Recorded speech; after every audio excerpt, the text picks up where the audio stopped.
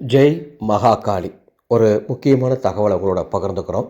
உங்கள் குடும்பத்துக்கு எதிராக யாராவது ஏதாவது தீய வேலை பண்ணியிருக்காங்க. தீய வேலை அப்படின்னா நிறைய விஷயம் இருக்குது.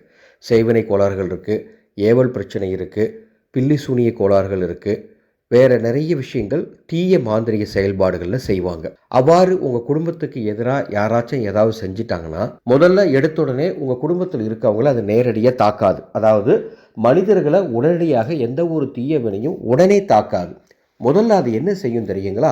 உங்கள் வீட்டில் நீங்கள் ஏதாவது செடிகள் வளர்த்துருந்தீங்கன்னா முதல்ல அந்த செடிகள்கிட்ட தான் அந்த தீய வினைகளுடைய பாதிப்பு இருக்கும்.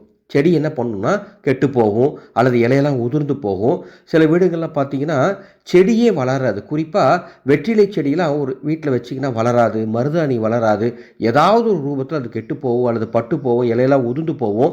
இதுதான் முதல் பாதிப்பாக இருக்கும். எடுத்துடனே மனுஷனை எந்த தீய சக்தியும் பாதிக்காது. முதல்ல செடிகளை பாதிக்கும், அல்லது உங்கள் வெளியே இருக்கக்கூடிய மரங்களில் பாதிப்பு ஏற்படும். வீட்டுக்குள்ளேயே நீங்கள் மரம் வச்சுருந்தாலோ, ஒருவேளை தோட்டம் துறவு வச்சுருந்தாலோ அதில் இருக்கக்கூடிய மரங்களுக்கு பாதிப்பு. முதல்ல பாதிக்கக்கூடியது செடிகளில் தான் முதல் பாதிப்பை காட்டும். நீங்கள் அப்போவே கொஞ்சம் அதை உஷாராக அது என்னன்னு பார்த்துடணும். இல்லைன்னா அடுத்தடுத்த பாதிப்புகள் வரும். நான் அடுத்தடுத்து என்ன பண்ணும், முதல்ல செடிகளை பாதிக்கும். ஒருவேளை உங்கள் வீட்டில் செடி இல்லைன்னா அடுத்தது என்ன பண்ணும் அப்படிங்கிறது நான் அடுத்தடுத்து பதிவு கொடுக்குறேன். சேனலை தொடர்ந்து பாருங்கள். இந்த சேனலை சப்ஸ்கிரைப் பண்ணி வச்சுக்கோங்க. மேலே எங்களுடைய வாட்ஸ்அப் நம்பர் கொடுத்துருக்கோம்.